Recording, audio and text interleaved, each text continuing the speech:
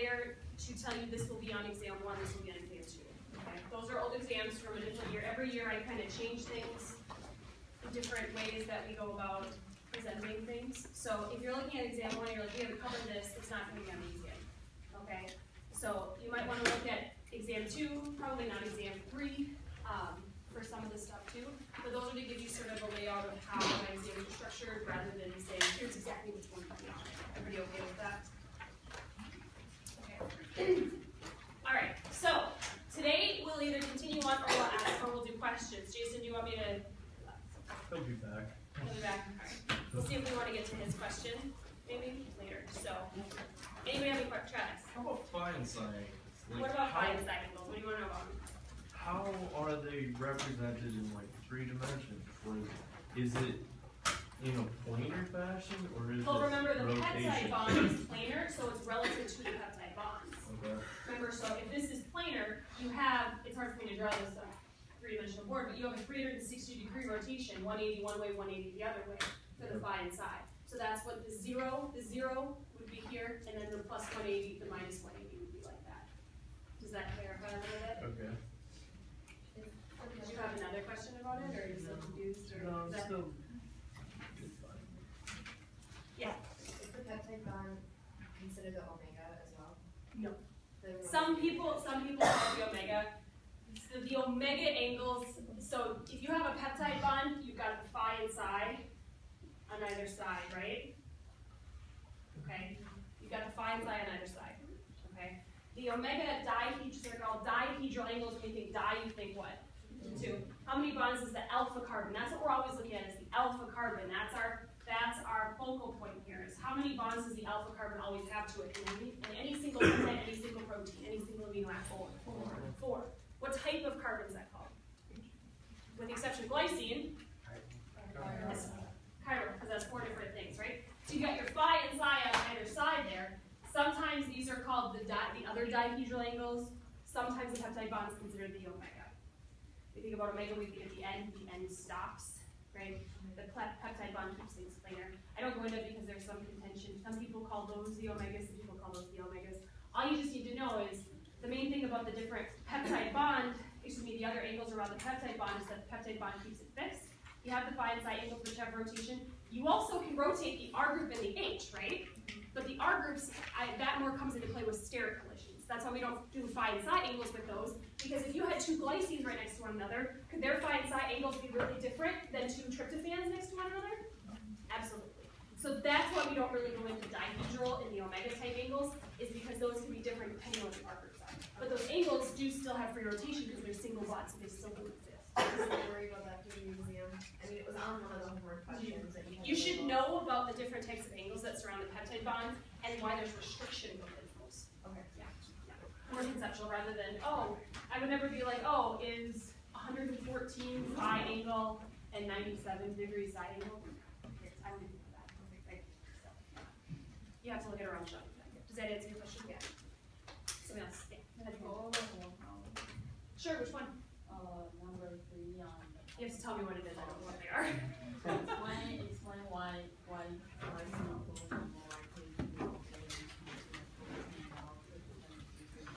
Yeah. So, why do you think glycines more likely to be found in turns? Anybody? Small. Its R group is small, right? So if you want to make a really quick, sharp turn, what should you probably put in there? Glycine. Why might you find proline though? Stability, right? Because is proline a little bit special? Yeah. Why? Has a ring backbone, right? So if you put proline in something where you need a hydrogen bond interaction, is that going to be a good spot for proline? Why not? Doesn't have the hydrogen on the nitrogen, okay? But if you put proline in a turn, it's more what? Rigid. So if you want to tell a turn, oh, you have to go this way and go exactly right here, what's a good residue to put in there? Proline. Why not tryptophan? What's so special about tryptophans? It's big, okay? Plus, if you're a turn, where are you more likely located in a protein? Are you more likely exposed to the solvent or inside? Solvent. What type of residue is tryptophan? Nonpolar, but it's a big nonpolar. Glycine and hydrogen, right? Hydrogen is small, its total surface area that you have in connection with the solvent that's there, probably not such a big entropic or enthalpic contribution. But putting tryptophan, which has this huge phenyl ring, having that phenyl ring and the other amine with the amine-containing ring out in the middle of solvent, that's probably a lot worse energetically. Does that answer your question? Is that because it's non-polar, so it wants to go with the non-polar? Yep, but it's also big, because technically proline and glycine are considered nonpolar as well, but proline can still be in there because it's more rigid, and glycine can still be in there because it's small and only has the hydrogen. Does that answer your question? In using Gibbs free energy equation, if you're wondering above what temperature does it become spontaneous, do you just set delta G to 0, or is it spontaneous at 0? Because it says temperatures below 0, it's spontaneous. Right, so it depends upon the numbers that you're given. So remember we did that chart in class, right, where you had what were my delta H's and my delta S's, and what are my delta G's, right? What happens when the two signs are the same? Remember? Chart that we did? So what if I was positive and positive and negative and negative? Right, B is depend upon 10. Okay. So if you're given an equation and you're given some numbers where you have, remember, positives are spontaneous at what types of temperatures? High temperatures, okay? Negatives are spontaneous at low temps, okay? So if you're given an equation, you have to look at the signs, the delta H and the delta S. If they're both the same, you have to figure out, well, is my temperature going to be above or below, okay? If you have two numbers, if you have like negative 10 kilojoules and negative 35 joules per mole Kelvin, kilojoules per mole, so those cancel, you would have to say it would be spontaneous below whatever temperature you calculate, because 0 is the threshold between spontaneity and non-spontaneity. But it works differently depending if you have positive or negative numbers. If you turn both of those positive, it would be above that temperature. You would always still set delta G equal to 0. You just have to figure out, is it going to be below or above depending on the signs of the two numbers. Does that help a little bit? Okay. Does that clarify your question? Yeah, kind of. Oh, an example? So, all right. Yeah. Should we do an example? Should we do these numbers? Okay. So I have 10 kilojoules per mole, and I have joules per mole Kelvin. Okay. What's the equation?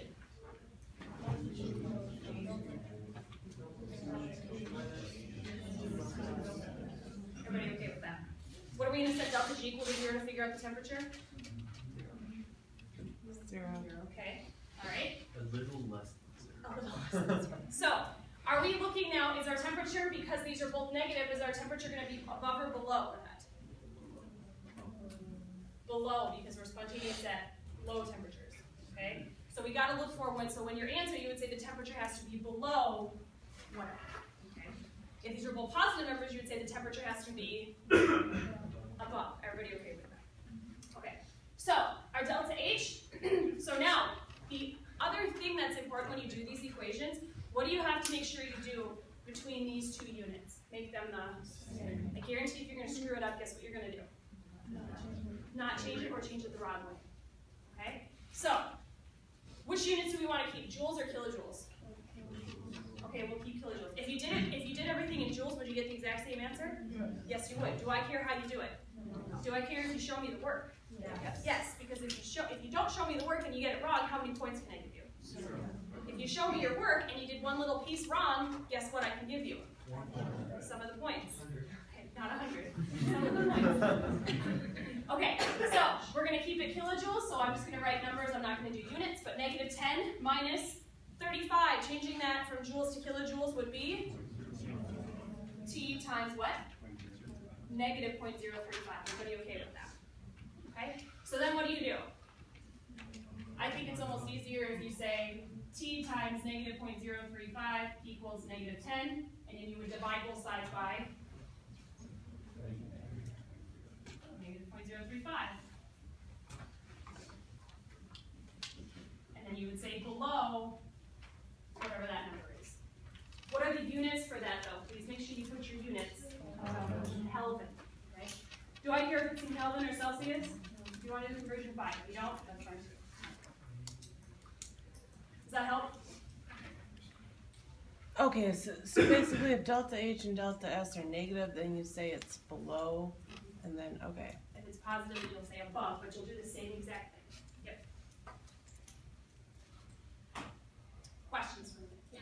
Not related to that. You said describe the biochemical standard state on an exam question tomorrow. Okay. Or Friday.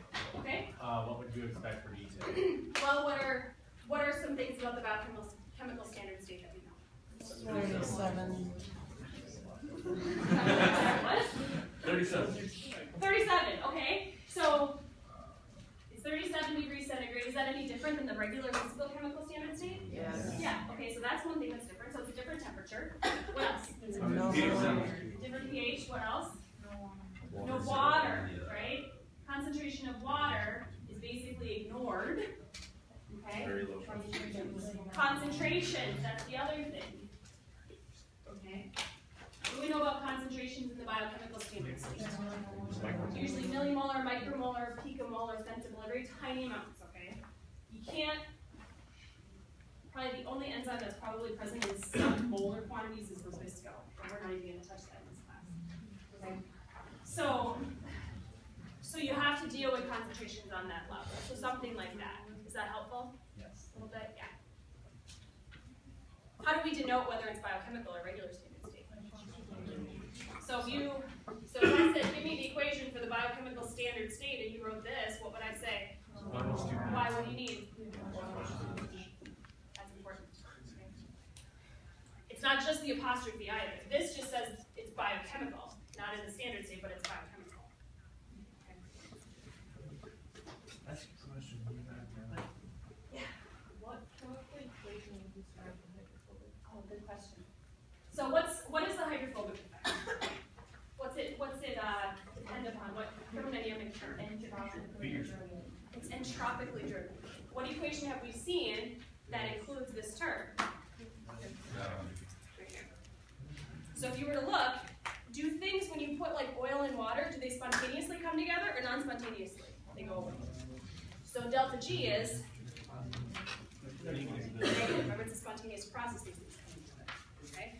But because that's a negative process, we know that this, since it has to be negative, this term has to be very, very large. So it's dominated by this term. Okay? Because what you're looking for is you're not looking for that actual number. What you're looking for is a comparison between if you have a lot of individual pieces or one large piece. Right? Remember we did that example on the board where I did little pieces of oil and then the one big piece? Right? What was the advantageous about having the one big piece? So you had less ordered waters. So entropically, it was more favorable. When we talk about favorable, we talk about our delta G being more negative, right? So you're talking about comparing those two different states now. Remember, because delta is the difference. You're looking at the difference between those two. Does that help? Other questions for me? So if it said describe it with a chemical equation, you pretty much just use the Gibbs free energy equation, and then when it says describe its thermodynamics, is that just essentially that the temperature is high, or? Nope. It's all that you want to do is describe that this is the predominating term. Okay. This is what drives this. There's no, for all intents and purposes in this class, there's no enthalpy difference. It's all entropically driven. Because the cost of making and reforming a hydrogen bond is about a net of 0. So the enthalpy stays pretty much constant. The entropy changes dramatically in those two different scenarios. And that's what drives the delta G compound. Other questions?